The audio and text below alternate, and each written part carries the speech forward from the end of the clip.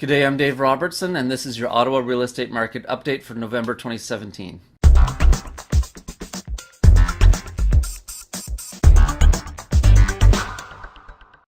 We had another strong month in October. We sold a total of 1,243 homes on the Ottawa Real Estate Board. That was up a little bit as compared to this time last year, or a 2.3% increase.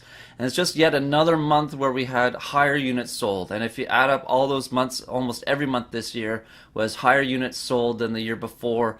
We sold a lot of homes this year as a whole on the Ottawa Real Estate Board. So much so that it gobbled up all the inventory. And there's not a lot of homes left available for sale today. And that was kind of the trend that you saw all last year. So demand was very high, lots of people looking to buy a home, but supply was diminishing dramatically to the point where we didn't have very many homes for sale. Even today, inventory is still very low. So this puts upward pressure on prices, of course, just by the law of supply and demand. And if we look at the sales prices, then the average cost of a residential unit will be just over $425,000. That's up 7.7% as compared to this time last year. And then condos, similar, they're up to just under $270,000, and that's up 6.7%. So it's nice to see the home prices starting to appreciate after so many years of very flat pricing. And so it's still a very competitive market, not a lot of inventory. Things are selling for a little bit more money. Prices are starting to go up. Average days on market is down, so still very much a hot market. The board characterizes it as a balanced market, although trending towards a seller's market, and I would agree to that. So that's what's happening locally here in Ottawa. But then if you take a step back and look at all of Ontario, for example, Toronto has almost had the exact opposite experience to us. For the last number of years, their home prices were skyrocketing, and only recently that they're starting to fall again. There's some concern about what's going to be coming down the pipe in a couple months from now. So let's talk about that a little bit. Of course, economists have been predicting for years that interest rates must rise at some point, and we're getting closer. People are starting to think interest rates must be going up, and the government is trying to introduce some new lending criteria or lending rules to protect against rising interest rates. For example, if a homeowner were to purchase a home today under today's interest rates, will that same homeowner be able to afford that place 5 years from now when they have to go and renew their mortgage? If interest rates have gone up by that much, and they have to renew their mortgage at a much higher interest rate, can they afford the same home?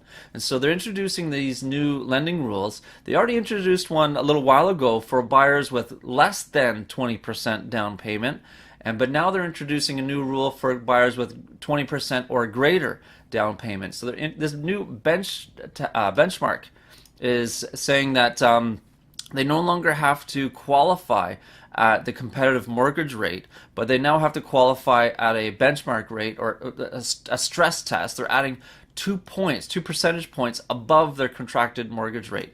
And so what that means is instead of being qualified or the bank calculating how much you can afford based on current mortgage rates, they're now having to add 2% to that. So if we look at current interest rates right now, some of the lenders are still under 3%. This is taken off ratehub.ca. Some of the lenders under 3%, but many of them are kind of that 3.25 to 3.4. So let's round it off to 3.25, 3.25. Right now, before January 1st, if you were to purchase a home before January 1st, they're going to calculate you based on this figure about 3.25. And your mortgage will be based on that.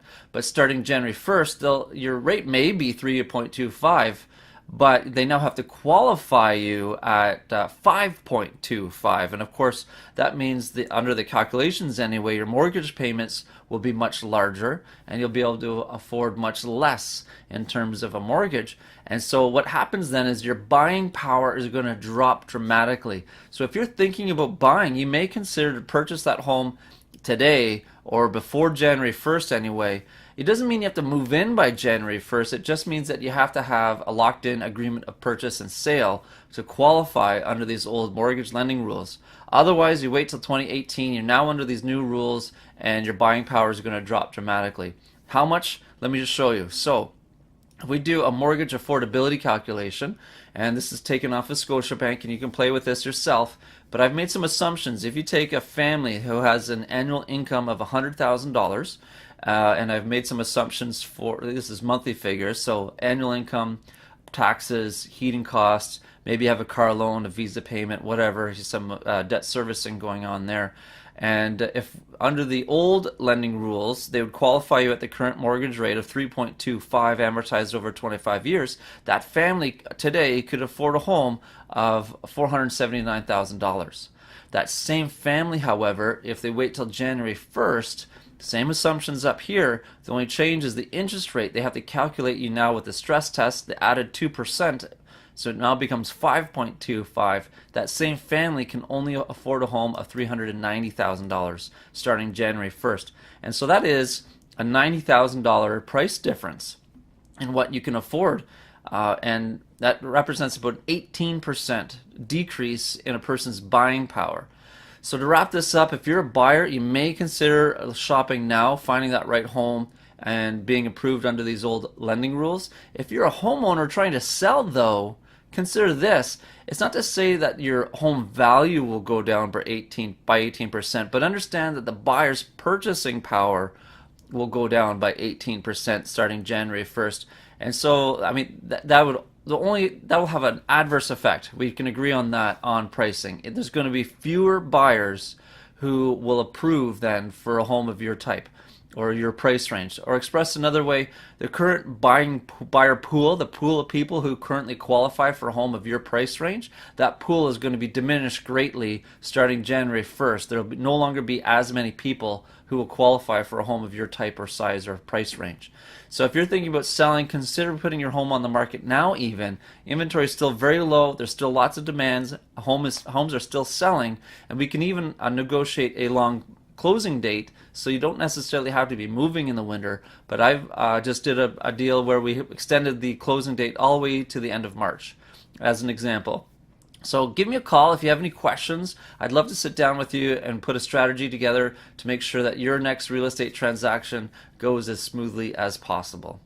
Thanks so much. Share it with a friend, give the video a thumbs up, and until next time, I'm Dave Robertson, your real estate professional for life.